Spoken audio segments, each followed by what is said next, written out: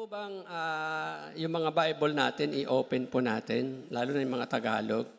Because ang akin pong isi-share sa inyo ay matatagpuan sa Luke chapter 4 verse 1 to 13. Pero gagamitin ko po itong audio Bible sa akin pong reading. Ano po? Sige po. Mula sa Hordan, bumalik si Jesus na puspos ng Espiritu Santo. Dinala siya ng Espiritu sa ilang, at sa loob ng 40 araw siya'y tinukso ng dyablo. Hindi siya kumain ng anuman sa buong panahong yon, kaya't siya'y nagutom. Sinabi sa kanya ng dyablo, Kung ikaw nga ang anak ng Diyos, iutos mong maging tinapay ang patong ito. Ngunit sinagot siya ni Jesus, Nasusulat, hindi lamang sa tinapay na bubuhay ang tao. dinala siya ng dyablo sa isang napakataas na lugar. At sa ilang saglit, ay ipinakita sa kanya ang lahat ng kaharian sa daigdig. Ibibigay ko sa iyo ang pamamahala sa lahat ng kahariang ito at ang kadakilaan nito. Sabi ng dyablo, Ipinagkaloob ito sa akin at maibibigay ko sa kanino mang ibigin ko. Kaya't kung ako'y sasambahin mo, magiging sa iyo na ang lahat ng ito. sumagot si Jesus, Nasusulat, ang Panginoon mong Diyos ang dapat mong sambahin at siya lamang ang dapat mong paglingkuran. dinala siya ng dyablo sa taluktok ng templo sa Jerusalem at sinabi sa kanya, Kung ikaw ang anak ng Diyos, magpatihulog ka nga, sapagkat nasusulat, ipagbibilin niya sa kanyang mga anghel na ingatan ka at aalalayan kanila ng kanilang mga kamay upang ang paa mo ay di masaktan sa bato. Subalit sinagot siya ni Jesus, Nasusulat, huwag mong tutuksuhin ang Panginoon mong Diyos. Pagkatapos tuksuhin si Jesus sa lahat ng paraan, umalis na ang dyablo at naghintay ng ibang pagkakataon. At tayo po yung makakaupo na po. Ayan, so ito pong akin pong ibabahagi sa inyo ay isa sa bahagi po ng pagkatawag. Kumbaga dito ko po titignan kasi nung tinitingnan ko po yung ano yung tawag dito, yung calling led by the Spirit, napakarami pong interpretation si Apostle Paul in his letters. It is his experience and the experience of the church. But nais ko pong tingnan yung mismong karanasan ng Panginoon, no, doon po sa wilderness. Kasi doon po sa unang bahagi ay sinabi po doon sa verse 1, sabi doon, ang Panginoon ay puspos ng Espiritu at pinangunahan ng Espiritu. So kaya po ang pag-uusapan natin, paano po ba natin madidetermine na tayo bilang tinawag ng Diyos ay talagang pinangungunahan ng Espiritu Santo, led by the Spirit. At minsan, hindi natin maramdaman yung leading ng Panginoon kapag tayo ay with the congregations kasi parang okay ang lahat. Mas magandang intindihin natin in the wilderness. Paano ba tayo pangungunahan ng Panginoon in that place? And I pray, mga kapatid, parang nakaangat ang pakiramdam ko po dito. Kasi mabigat sa likuran. Pwede po bang invite ko muna po ang lahat na pumunta po dito sa bakanting upuan para ano. Sige po. Ayan. Kasi parang pakiramdam ko nakaangat ako. Kumbaga sa bangka, pag nasa likuran lahat yung sakay, ay umaangat po yung una. Ayan. Mas maganda po kasi tingnan na filled in yung mga chairs natin.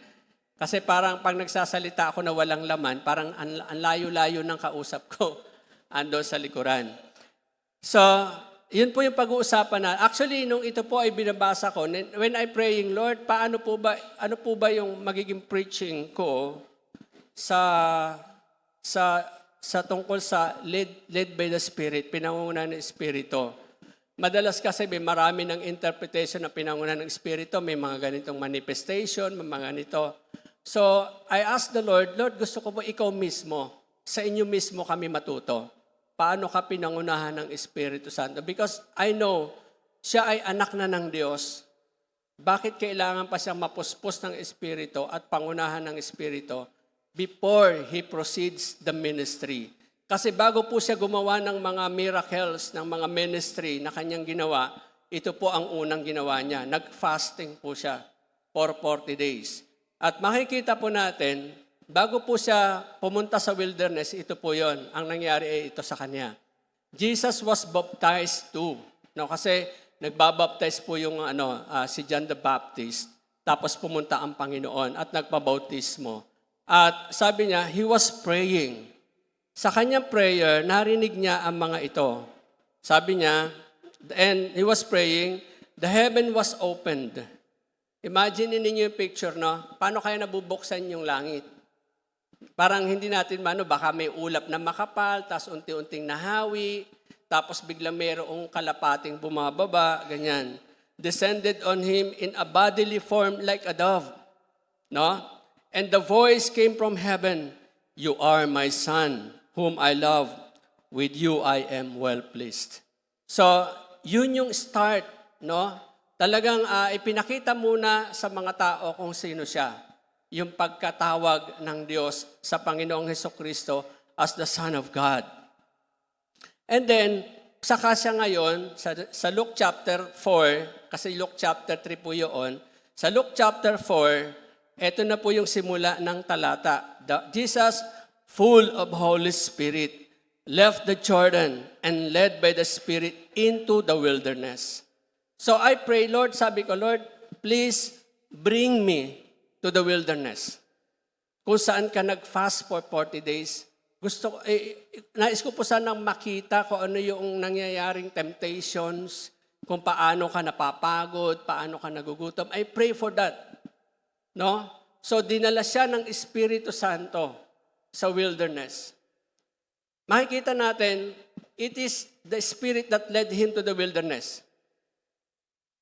Malinaw po ang sinabi sa talata na siya'y pinangunahan ng Espiritu. Dinala siya ng Espiritu sa wilderness. So, kung titignan natin, pwedeng intentional ba na pumunta ang Panginoon doon or he was led by the Spirit? But the verse said that he was led in the wilderness. That place is desolate place. Walang tao, walang bahay, puro hayop ang maaaring naandoon. So, pagdating niya sa wilderness, no, pinangunahan siya ng Spirit sa wilderness, eto naranasan niya. He was alone.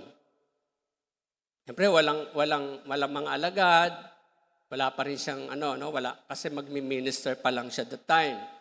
And, he was hungry. Siyempre, nagpa-fasting siya.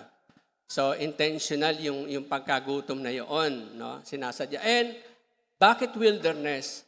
Mahirap kasi maghanap ng pagkain doon. At, it was temptation. Na niyo? It was temptation. Wala ka talaga matatagpo ang pagkain. And of course, wala din siyang bahay, walang magpahinga, kaya pagod siya. Naglalakad, naghahanap ng masisilungan. Kapag daytime, pag nighttime naman, naghahanap siyang matutulugan. And, eto po yung he was tempted. Yan po ang wilderness ni Jesus. And I pray to the Lord, Lord, please, accompany me with my own wilderness. Kasi lahat tayo po is passing through our own wilderness. At nais ng Panginoon, sa pagtawag niya sa atin, talagang dadaan tayo sa mga ilang na lugar na ito na tayo ay makararanas na nag-iisa. Tayo ay nakakaranas hindi lang physical hungry but spiritual hungry, emotional, intellectual hungry. May mga bagay tayong hindi naiintindihan sa buhay. Napapagod tayo at madalas tayong tinutukso para tayo ay hindi magpatuloy. Tingnan natin ang karanasan ng Panginoon at i-relate natin ang sarili natin because we are followers of Christ. We are called to follow Him. We are called to imitate Him. We are called to bear the witness, to bear the image of His Son, of Jesus Christ. Let us pray. Panginoon, kami po ay nagpapasalamat this morning. And Lord, napakarami pong words si Apostle Paul written to the churches sa salitang led by the Spirit, filled with the Spirit. At napakarami rin pong interpretation regarding this.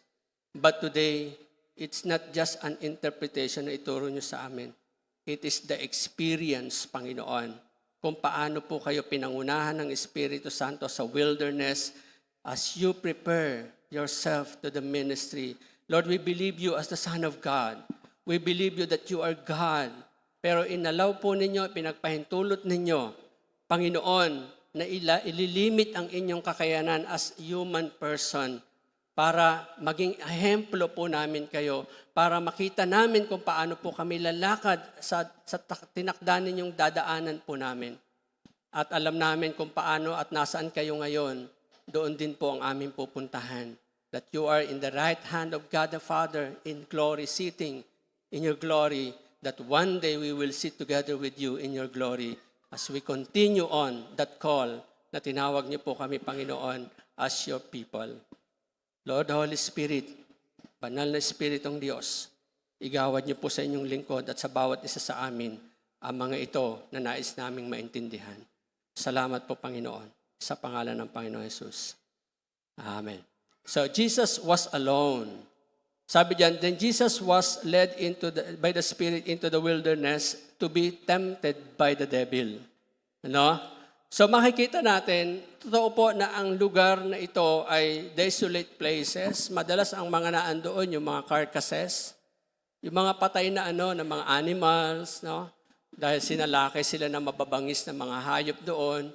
Tapos andyan yung mga buitre, yung mga yung mga vulture na ikot-ikot diyan na nag-aabang na lang ng sasalain. So definitely this place is a place na ayaw ng tao. And this place is also a place that we don't want to be in that place. Na nag-iisa tayo. Siya ay nag-iisa. Wala siyang makausap. Tapos andon pa, nung tiningnan ko po yung passage, sabi doon, halos araw-araw pala siyang tinetempt. So ang kausap niya, tempter. At araw-araw din, word of God ang kanyang So ganon, hindi lang isang instant siya tinetempt doon sa kanyang experience in the wilderness. He was alone there.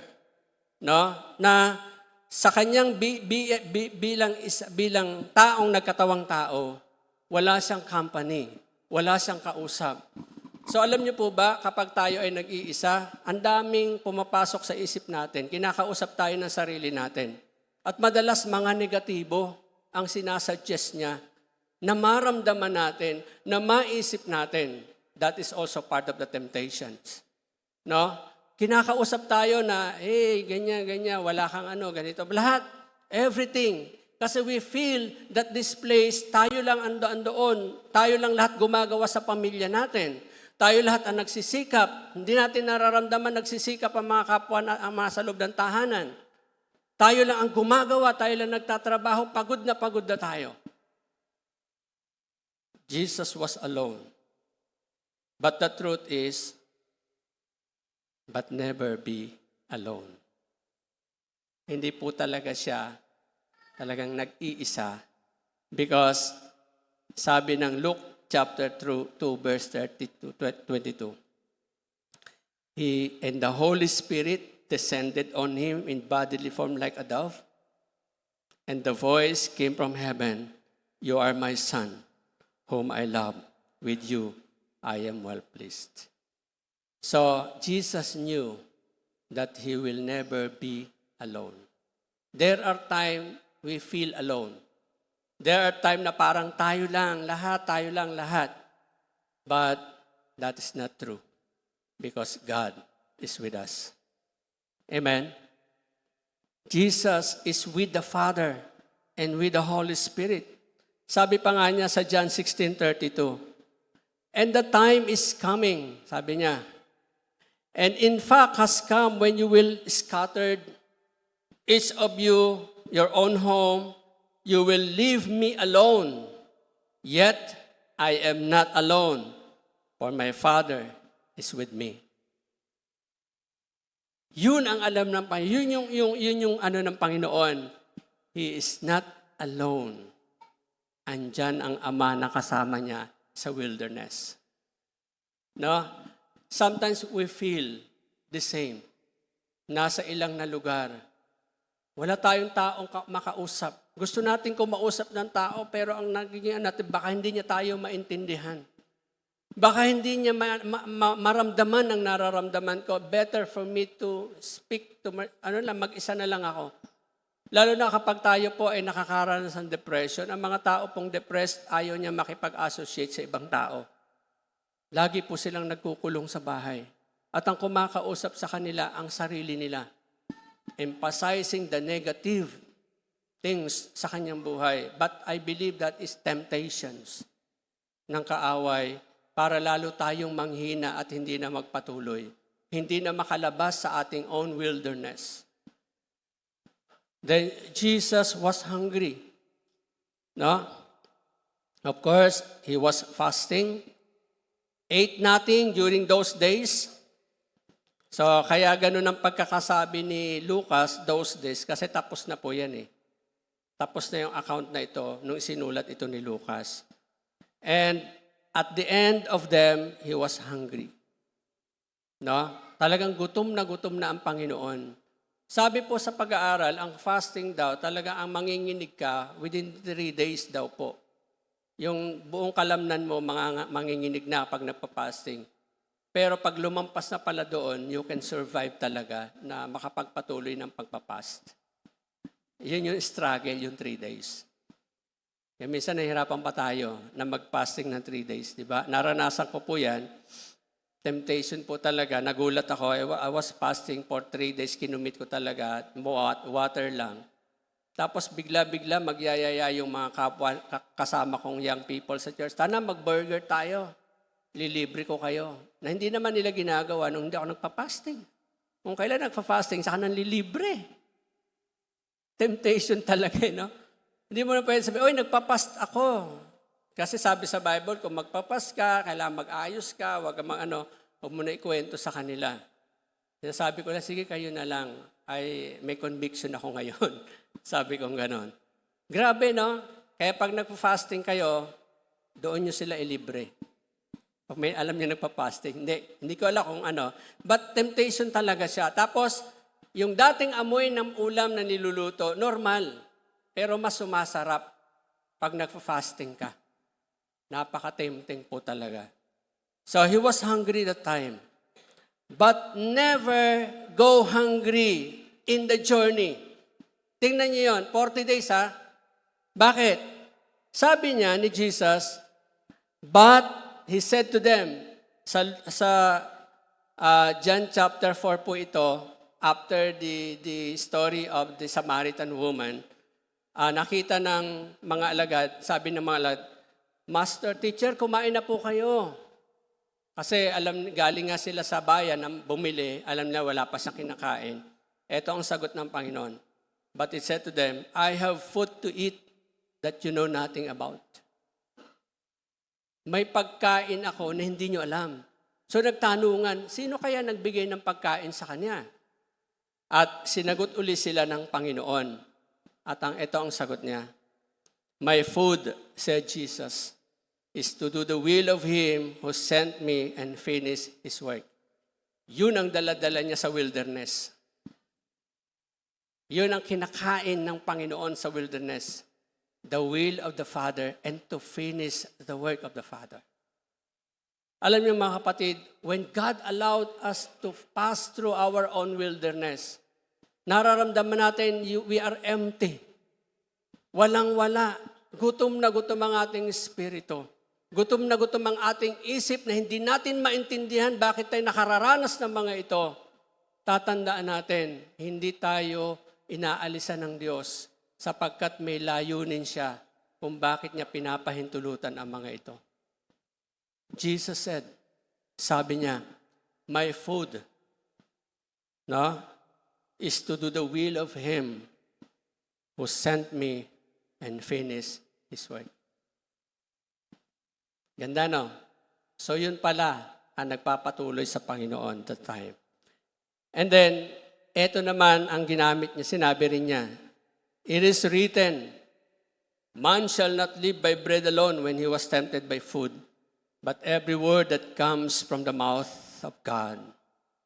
It is taken from Deuteronomy chapter 8 verse 3 at makita rin natin sa Matthew 4:4. Tapos, he was tired. Jesus was tired. Sabi diyan, at the end of them, yung journey niya sa 40 days na nasa wilderness siya, nakakapagod po yun. At daytime, hahanap ng masisilungan kasi talaga namang kailangan niyang wag mabilad sa araw. At during nighttime, hahanap din siya ng kailangan safe place na kanyang tutulugan, baka sa salakayin na lang basta na mababangis na hayop. At sa paghahanap na ito, nakakapagod. Tayo rin po, sa paghahanap natin ng mga kasagutan sa ating mga tanong, napapagod po tayo. Di po ba? And Jesus was tired but never faint. Bakit? Sabi sa kanyang prayer sa John chapter 17 verse 4, I brought you glory on earth by finishing the work you gave me to do. Finishing the work. He never faint. He was tired, pero hindi siya sumusuko. Hindi siya nag-surrender. Diba? And Jesus was tempted. Before, for 40 days, he was tempted by the devil. Where for 40 days, he was tempted by the devil. Sa loob ng 40 araw na nagpa-fast siya, pagod siya, gutom siya, nag-iisa siya, hindi siya tinatantanan ng diablo at patuloy na tinutukso. Kapag po tayo ay ganoon, ang daming pinapasok, ini-implant sa mind natin ng diablo para tayo sumuko. But Jesus didn't do that. Di ba? So, Jesus was tempted but never conquered. Then the devil left him and angels came and attended to him sa Matthew chapter 4. Sa Luke 4:13, ito naman ang sinabi. When the devil had finished all the tempting, he left him until opportune time. Tingnan nyo, hindi pa pala tapos doon ang diablo. Meron pa palang kasunod until opportune time. Makanya? Ibig sabihin, continuous ang kanyang pagharang sa finishing the work of the Lord Jesus Christ. At yun yung pinakahuli sa cross na po ang sinasabi dyan. Yun na po yung last. Yun na po yung dulo, cross. Now, Jesus was tempted with food. No? If you are the Son of God, tell these stones to become bread.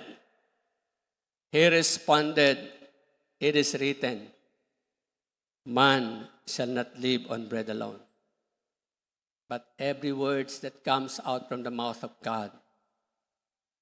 Then, another temptation is this. He was tempted with his identity. If you are really the Son of God, aalagaan ka ng mga anghel. Sige, tumalong ka dyan at hindi ka masasaktan. Hindi nga maano yung paa mo eh. Jesus responded, it is said. Hindi na ito written.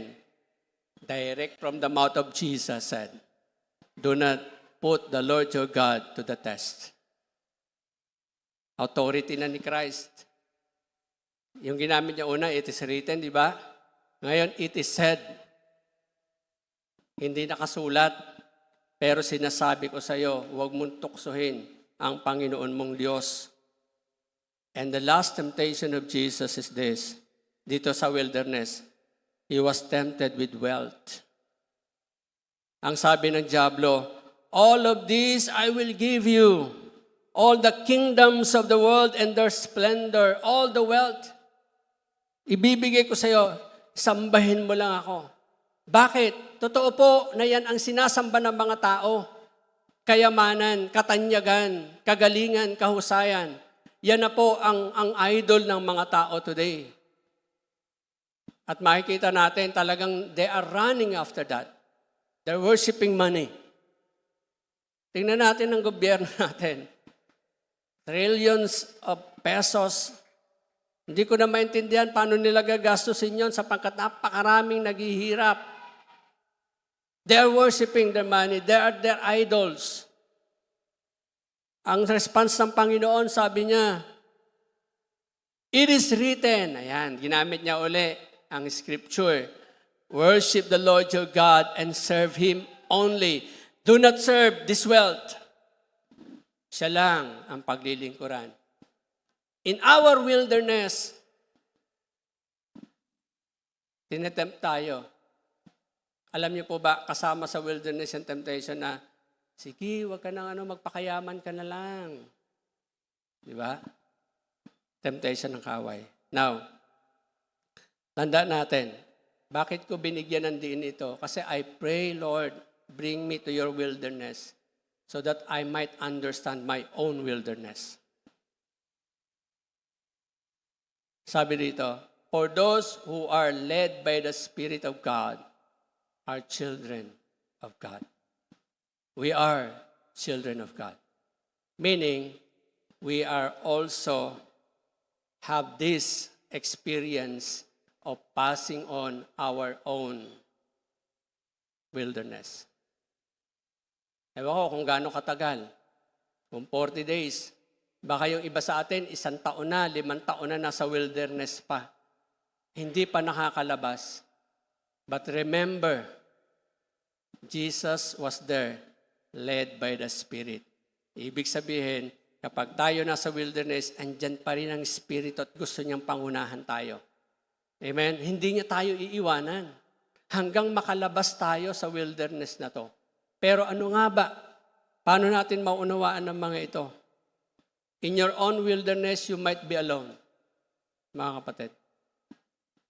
Feeling natin nag-iisa na tayo sa struggle natin, sa pain na nararamdaman natin, sa kakulangan na wala tayo, sa mga bagay na nararasan, we feel alone. Kahit andyan sa paligid natin ang ating mga mahal sa buhay, we feel alone. Kasi ang pakiramdam natin, nasa ilang na lugar tayo. Ang nakikita natin, mga patay na halaman. Nothing to rejoice about in our experience. Parang wala tayong maipagdiwang, parang wala tayong maipagbunyi dahil doon sa kinalalagyan natin. Mga kapatid, you might be alone, but never alone. The fact is this, you will never be alone. Why? Because you are walking with the Spirit. You are walking with the Spirit. Just as Jesus said, and I will ask the Father, and He will give you another advocate to help you, be with you forever, the Spirit of truth. Be with you forever. Kahit yan ay wilderness, kahit yan ay temple, kahit yan ay synagogue, o kung saan tayo masaya, andyan ang Espiritu Santo. But more we will experience His leading in the wilderness of our lives. Mas doon natin mararamdaman ang pangunguna ng Diyos sa wilderness of life. Doon natin maralaman ang Espiritu suma sa atin. Bibigyan niya tayo ng comfort. My son, my child, you are not alone. I am with you always. I will never leave you. I will never forsake you. People might depart from you. Pwede kang layuan ng mga tao. Pwede kang makalimutan nila. Pero sabi sa Matandang Tipan, even the mother who nursed her child might forget her child, but I will never forget you. Sabi ng Panginoon. Doon galing yung awit na kinakanta minsan sa patay, no? Hindi kita malilimutan. Hindi yun, hindi pampatay yun. Comfort ng Panginoon yun. Sa panahon na tayo ay nasa wilderness ng pag-iisa natin, na parang tayo lang ang humaharap sa mga problema. Para hindi tayo tinutulungan ng ibang tao, parang walang tumutulong sa atin, God is there. Jesus is with the Father. Jesus is with the Holy Spirit in the wilderness. So you are.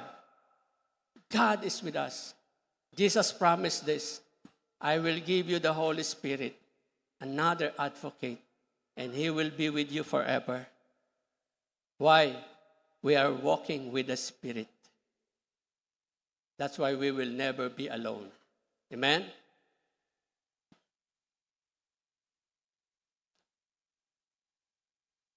Sabi ng Ephesians 1:16, in Him you also, when you heard the word of truth, the gospel of your salvation, and believe in Him, were sealed with the promised Holy Spirit. May tatak ng Espiritu Santo. Kaya kahit si Satanas, alam niyan na may tatakan ng Espiritu Santo. Hindi kanya kayang galawin. Hindi tayo kayang galawin ng kaaway. Only if we allow. In your wilderness, you will be hungry or you might be hungry. Hungry for, hindi lang sa food eh.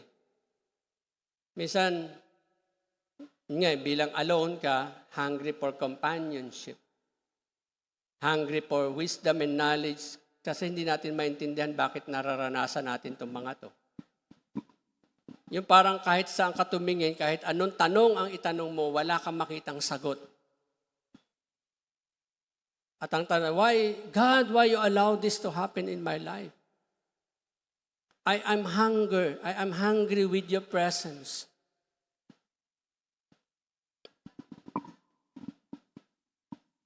Di ba sabi ng Panginoon, blessed are the hungry in no?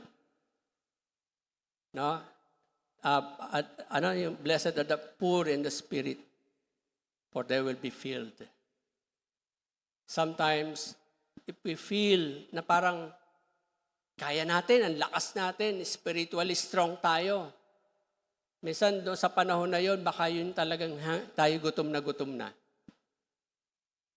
Sabi ng Panginoon, be careful. Mag-ingat kayo. Baka sa pag-aakala nyo kayo'y nakatayo, kayo pala ay nakabuwal na. Because sometimes, if we continue on depending on ourselves, lalo tayong humihina. If we're relying on our wisdom and knowledge, lalo tayong nakukulang ng kaalaman. If we're relying on our strength, lalo tayong nanghihina. Kaya, hayaan natin na maramdaman natin ito sapagkat ang Diyos ang mag-fill sa atin. You might feel hungry, but never go hungry because you are walking in the Spirit. Kanina, nasa labas, with the Spirit. Now, inside you ang Spirit. Jesus said, Jesus, full of the Spirit, left the Jordan and was led by the Spirit into the wilderness. At ito ang sabi ng Panginoon. Then Jesus declared, message ko last Sunday, di ba? I am the bread of life. Whoever comes to me will never go hungry. And whoever believes in me will never be thirsty. Ang understanding ng mga tao nakikinig sa Kanya, literal na pagkain. Pero ang sabi niya, kung sino ang kakain ng aking laman at iinom ng aking dugo, hindi na magugutom kailanman at hindi na mauuhaw kailanman. Meaning, when Jesus is in us, then mayroon tayong fulfillment in life. Fulfilled ang need natin. Ang spiritual hunger, ang spiritual thirst natin, mapupulfilled yan ng Panginoong Jesus. At inalhin tulad niya doon sa babae na Samaritan woman. Nasabi niya, may bibigay ako sa iyong tubig. At ang tubig na to, pag ininom mo siya, bubukal na sa iyo at hindi na kailan pa matutuyo. And he's talking about the Spirit that dwells in the person na magbibigay ng satisfaction sa buhay natin. Marami tayong pinagkakagutuman. Ang tao gutom sa katanyagan, gutom sa kayamanan, gutom sa pagkilala ng marami, gutom sa maraming bagay. Pero pag nakamtan na nila, gutom pa rin sila. Naka-experience ba tayo niyan? Minsan, we are dreaming of something na makuha natin. Like sabihin, high-end cellphone. Talagang pinag-ipunan. Pero nasisiyahan ka ba pag hawak mo na siya? Wala. Tama. Kasi hindi iyon ang magbibigay sa atin ng kasiyahan. Kundi si Kristo na bread of life. The water of life. No? Kaya pag siya'y nasa atin na, yung hunger natin for those things, hindi na siya nagiging hunger. Kasi meron ng totoong satisfaction. Kaya sabi niya, my flesh is the real food, and my blood is the real drink, the true drink. Yan ang sabi ng Panginoon. Last message ko, di ba, natandaan nyo na Sunday? That when Jesus is in you, the Holy Spirit is in us, then ang Holy Spirit ngayon ang magbibigay ng kasaganaan ng buhay. Amen? Yan. At sabi pa niya ng Panginoon, whoever feeds my flesh and drinks my blood abides in me, and I in him. So mga kapatid, are we in the wilderness of our lives? Remember, you might be hungry, but never go hungry because Jesus is within us. Amen? The Holy Spirit is within us. Sabi ng 1 John chapter 2 verse 6 says also, the one who says he abides in him ought himself to walk in the same manner as he walked. So, Lord, ano po ginagawa niyo sa wilderness? Yun yung prayer ko eh. Araw-araw, andyan yun, nakabuntot sa inyo yung kaaway. At ini-implant, gutom ka. Ayan, maraming bato dyan, gawin mo na yung tinapay. Gusto mo maging tanyag? Sige, halika, punta tayo sa taas. Ayan, tingnan mo, lahat ng kingdoms at kayamanan, bibigay ko sa iyo yan. O, anak ka ng Diyos? Sige, try mo, itest mo ang kanyang kapangyarihan, magpahulog ka.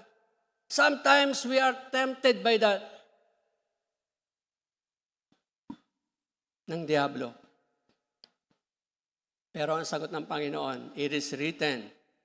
It is said. It is written. Use the Word of God. Use the promises of the Lord Jesus Christ when we feel hungry, spiritual hunger. Mentally, kulang tayo ng pagkaintindi. Hindi natin may paliwanag ang nangyayari sa buhay natin. Bakit tayo nag-struggle ng ganito? Bakit tayo nahihirapan? Bakit tayo mayroong suffering?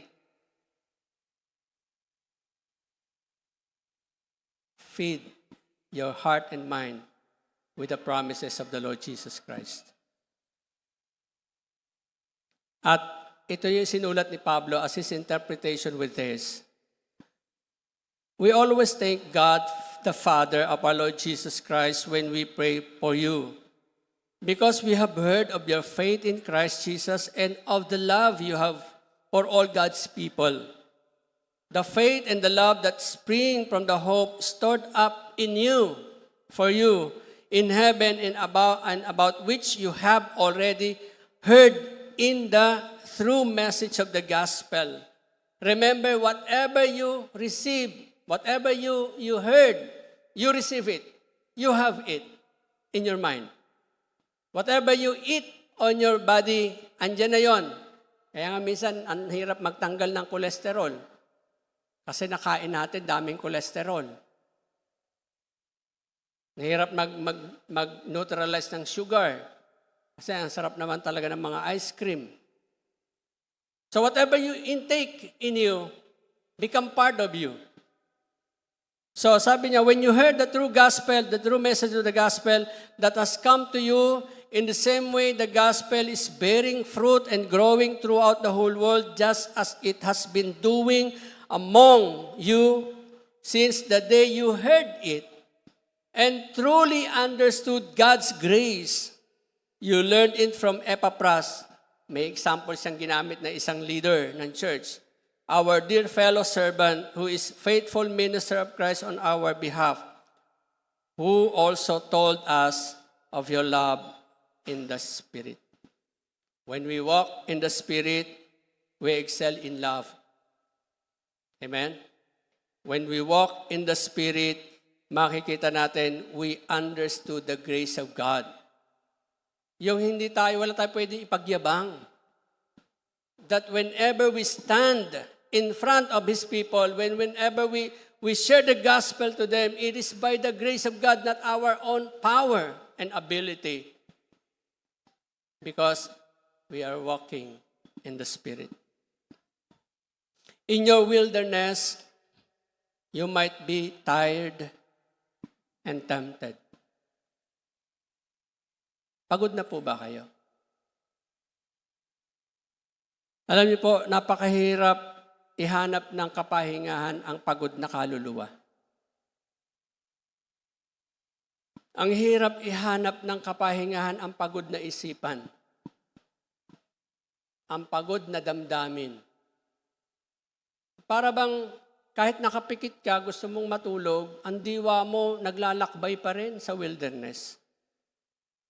Di ba rin mapagod ka na magtrabaho maghapon na ano tawag doon, yung nagpapala ng mga simento na masayang-masaya sa buhay niya, pagkatapos pag uwi sa bahay, tulog. Pero tayo, minsan nahihirapan tayo makatulog. Ang dami nating iniisip. Pagod na nga ang ating kaluluwa, pagod na ang ating isip, pagod na ang ating damdamin, ito pa si Satanas. Pasok pa ng pasok ng mga napakaraming negatibo. Mamatay ka na. Minsan mga ganyan, di ba? Sumakit lang ng kaunti yung tiyan, may ulcer ka. So ngayon, hindi tayo mapagkatulog niyan. Nag-aalala tayo na sobra-sobra. Alam niyo mga kapatid, pagod po tayo. Alam ko pagod tayo. Alam ko patuloy tayong tinutokso ng kaaway, but do not remember the shepherd's voice? Naalala niyo yung message ng shepherd's voice? Ang tinig ng mabuting pastol? Siya ang pakinggan natin. Yung word na sinasabi niya. You might be tired and tempted, but never be conquered or never conquered. Because why? You are walking by the Spirit. The strength comes from the Holy Spirit. Outside, inside, and the purpose of walking is by the Spirit. We are walking by the Spirit. Sabi ng Panginoon, kinote niya ang Isaiah, the Spirit of the Lord is on me because He has anointed me to proclaim the good news to the poor. He has sent me to proclaim the freedom of the prisoners and recovery of the sight, to set the oppressed free, to proclaim the year of the Lord's favor. And then He rolled it back. Tapos yung mga tao, inaantay siya magsalita kasi bago po pagkatas i-roll, uupo pa talaga yung rabay at ipapaliwanag niya yon. He never interpret it. And he said, in your hearing, this passage has been fulfilled. No interpretation. Why? Because Jesus said, the Spirit is on me. Bakit on? Hindi in. Di ba nag-aaral tayo ng English? Pag in, loob. Pag on, nasa ibabaw. Ganun lang. So, yung sa ibabaw, yan naglalagay ng meaning and purpose kung bakit tayo gumagawa. And the purpose of the Lord Jesus Christ, bakit siya naparito? To proclaim the good news, and we will do the same.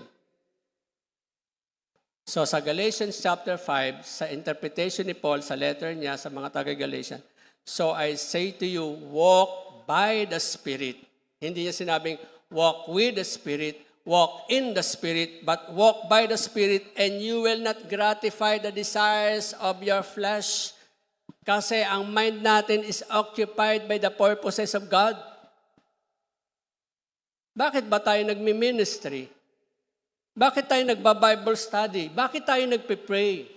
Bakit tayo nagbabasa ng Bible? Bakit tayo nakikinig ng Bible? Bakit tayo nakikinig ng mga mensahe? For us to know the purposes of God. Alam sabi ni Paul kay Timoteo, sa kanya ikalawang letter, 3:16-17. All Scripture is God's breath and inspired ang gamit. Useful for teaching, correcting, rebuking, and training into righteousness so that the man of God may be thoroughly equipped to do what? To do good works. That's why God gave us His Word to equip us to be a good person, to equip us to do good things. At yan ay sinabi rin ni Paul sa Ephesians, ang purpose ng Diyos, tinawag tayo para gumawa ng mabuti. We are called to do good works. Are we walking by the Spirit? Yung layunin ba ng ating ginagawa ngayon, talagang yan ang layunin ng Diyos. Hindi sarili natin. For the flesh desire is contrary to the Spirit, and the Spirit what is contrary to the flesh.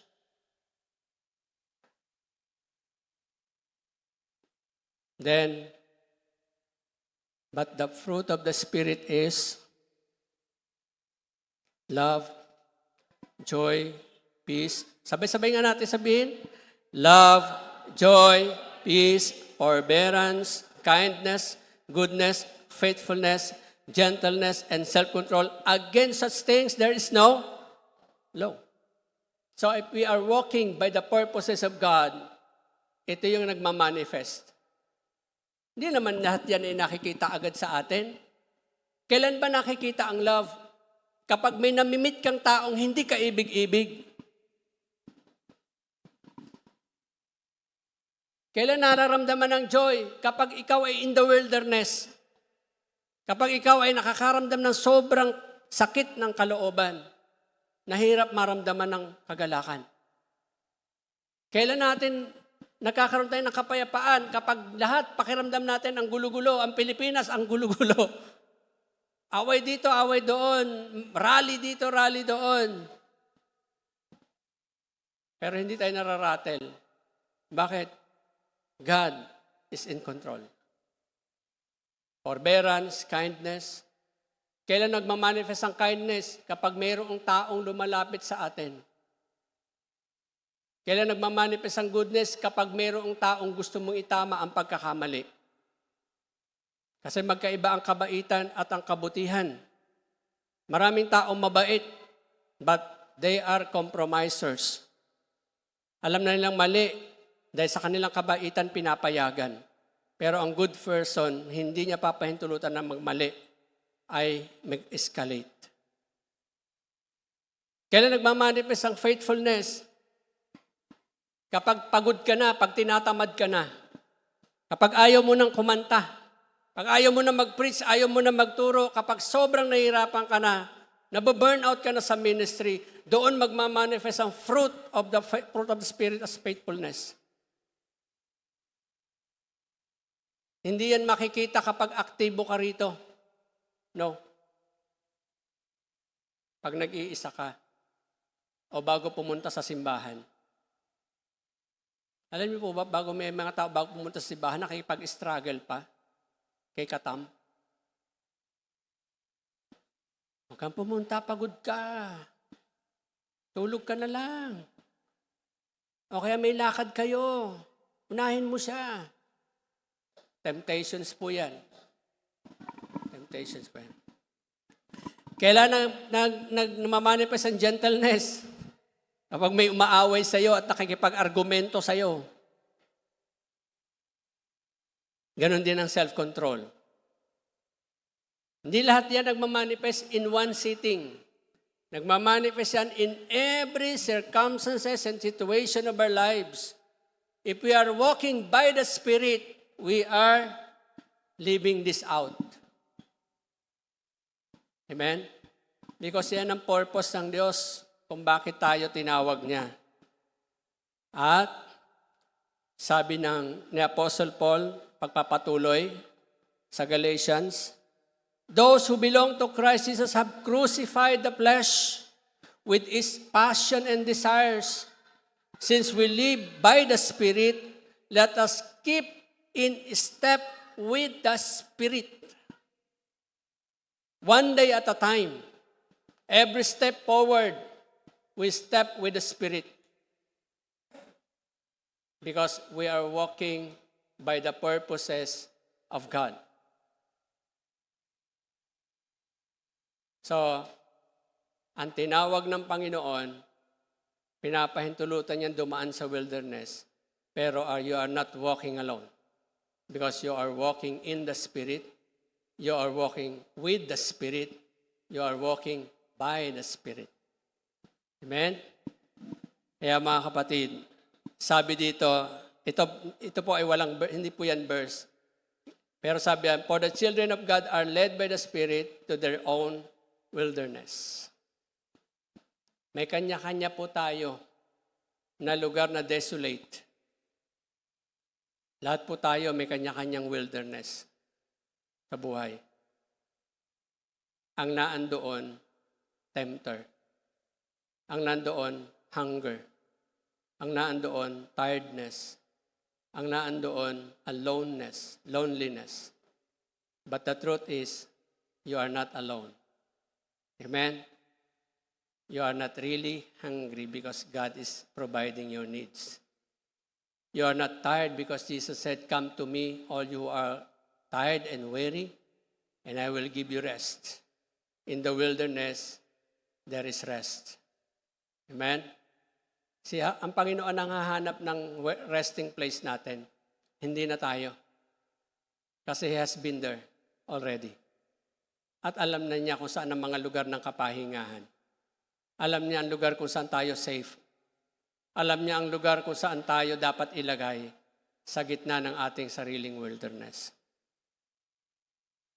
So, let's summary this one. In the world, Jesus is alone, but never be alone because He was with the Father and with the Holy Spirit. You might be alone, but never be alone because you are walking with the Spirit. Accompany natin ang Holy Spirit kasama natin. Jesus was hungry, but never go hungry because He has food of His own. You might be hungry, but never go hungry because you are walking in the Spirit. The bread of life is in us. The blood of Jesus, the flesh of Jesus, we take it. That's why we are fed. Jesus was tired, but never faint because He walked by the purposes of God. He said, my food is to do the work of my Father and finish the work of Him. You might be tired but never faint because you are walking by the Spirit. Pagod na ba? Tanda natin kasama, lumalakad tayo sa layunin ng Diyos. Kaya kasama po yung mga sufferings, mga paghihirap, kasama po yan. Pero hindi puro paghihirap. After that, alam niyo pagkatapos nung 40 days ng fasting ng Panginoon, temptations, hungry, aloneness, etc., etc., tingnan niyo ministry ng Panginoon. Sabi ng diablo, kilala kita. Ikaw ang anak ng kataas-taasan. Huwag mo kaming pakialaman. Sabi niya. Di ba? At pag nagturo siya, may authority. Ano ibig sabihin, mga kapatid? Same. if we are walking with the purposes of God, we have power. Amen? To drive out demons. Drive out, oy, Satanas, huwag kang maglinger dyan sa mind ko. Sabi ng salita ng Diyos, eto. Then, Jesus was tempted, never conquered, because he has the Word of God. Di ba? It is written. And He is the Word. So tayo, binigay niya sa atin ang salita niya. Sabi niya, nasa inyo na ang aking mga salita at malinis na kayo dahil sa aking mga salita. Yan. You might be tempted, but you will never be conquered because you are walking by the Spirit. Amen ba, mga kapatid? So wag tayong matakot. Kasi kahit tayo po ay nasa wilderness ng buhay natin, kasama natin ang Diyos. Amen?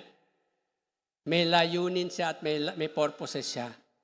At nasa atin siya sa loob natin. Siya magsisettle ng ating mga emotions and mentality.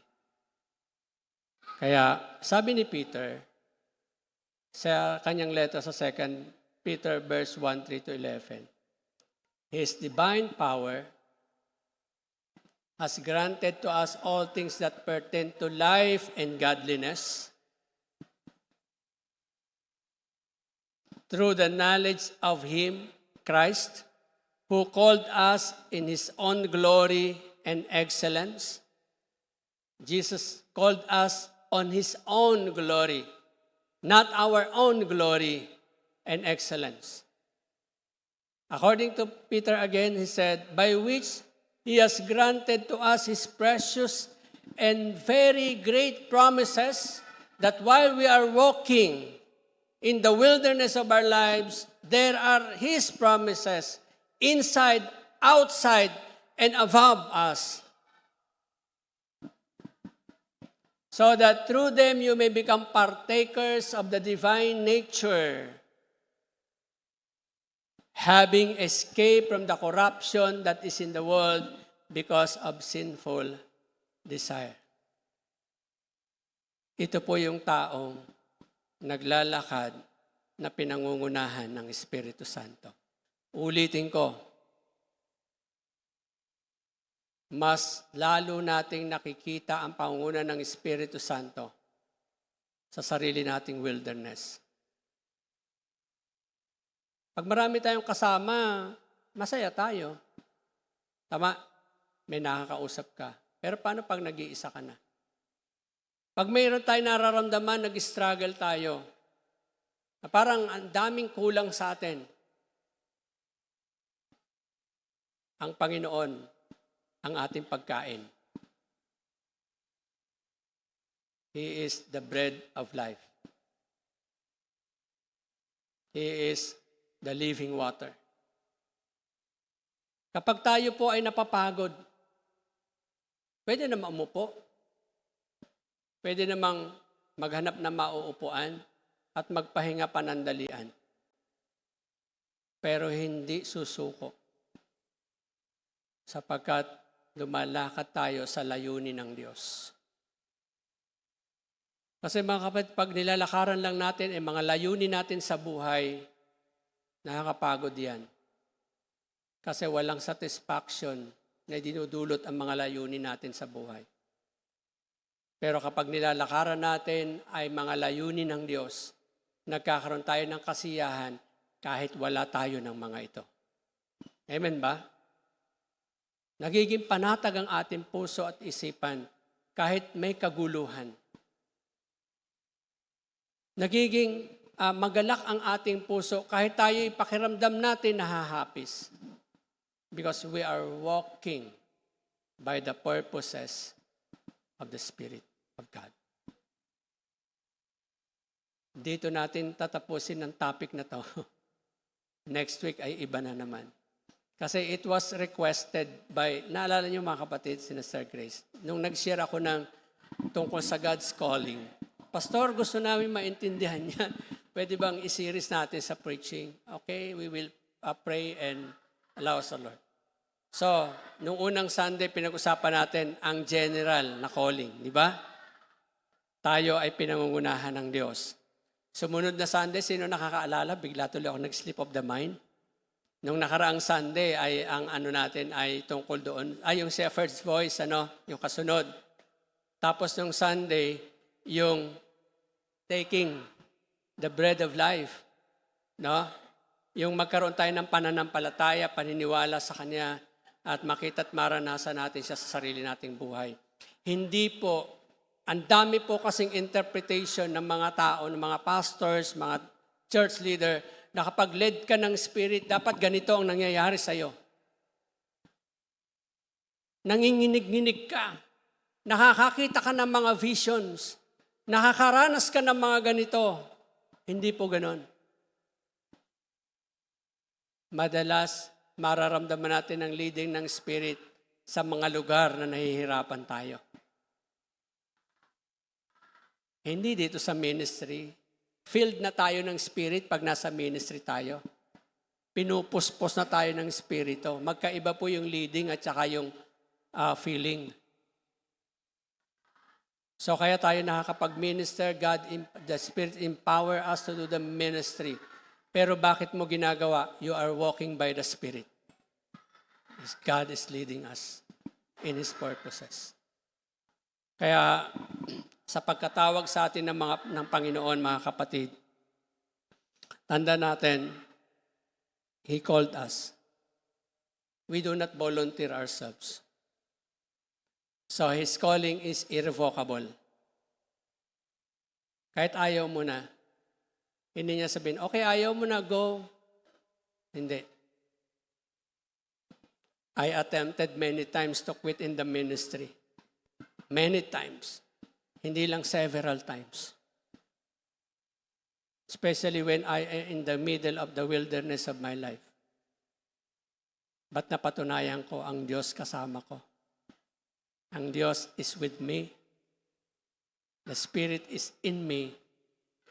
And I am walking by His purposes. Yung mga kapatid, sa pagkatawag na ito ng Panginoon, hindi tayo susuko ng Diyos. Kahit gusto niya na sumuko. If you are tired doing the things, minsan sa church, napapagod na tayo para ayaw na natin. Just pause and take a moment for the Lord, with the Lord. Humingi tayo ng oras. Pwede naman tayo umupo lang, magpahinga. Alam niyo po ba, share ko lang yung experience ko when I was, binata pa po ako that time. Talagang dumating po ako sa tinatawag na burnout ministry na.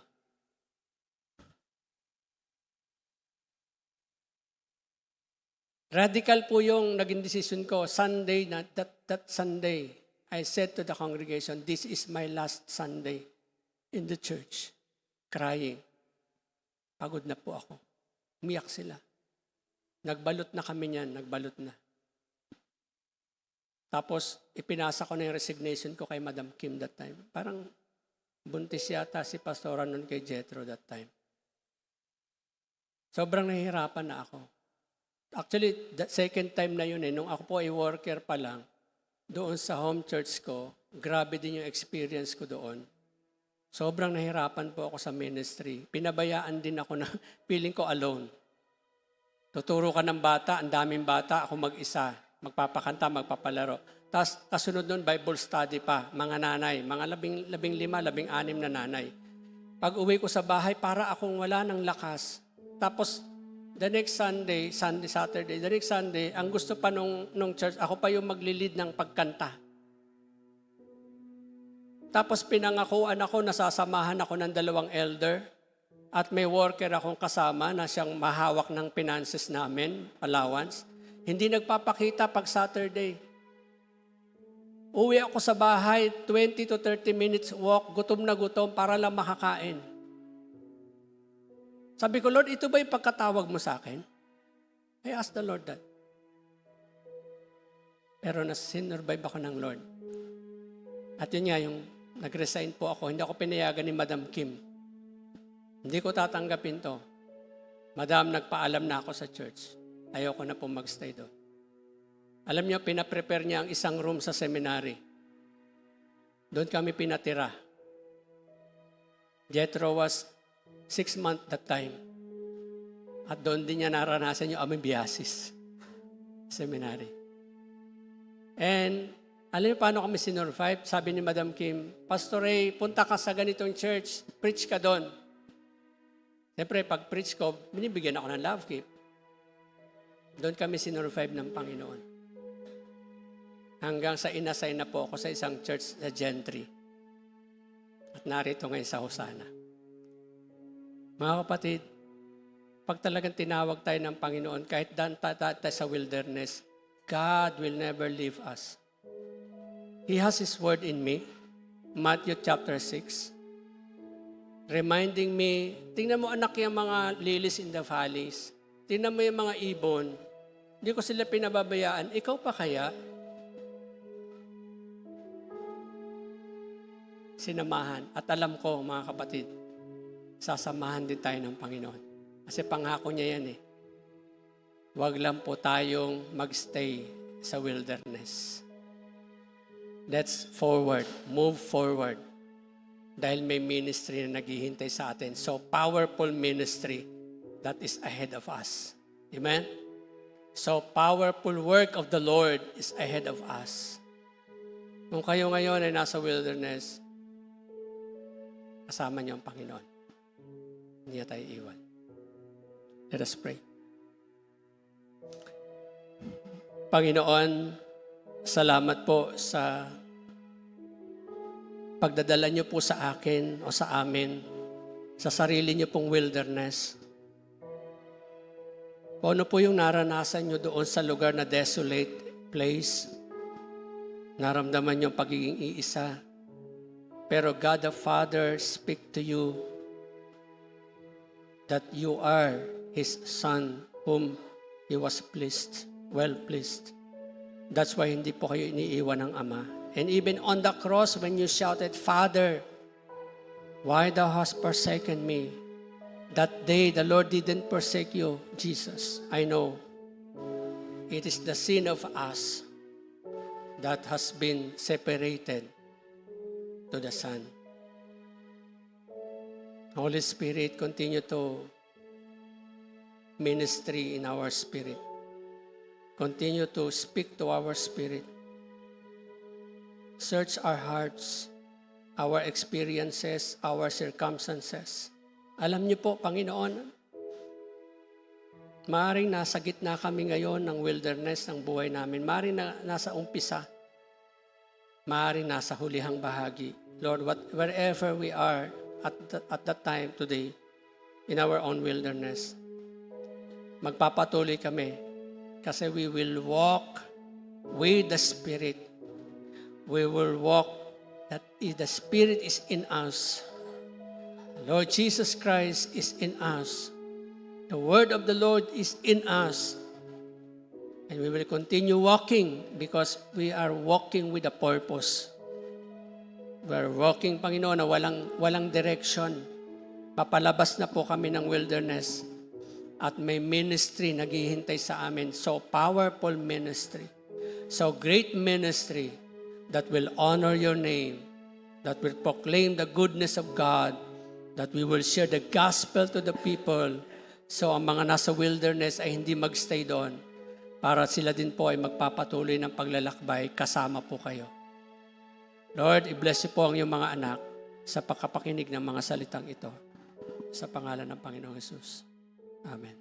God bless po sa atin.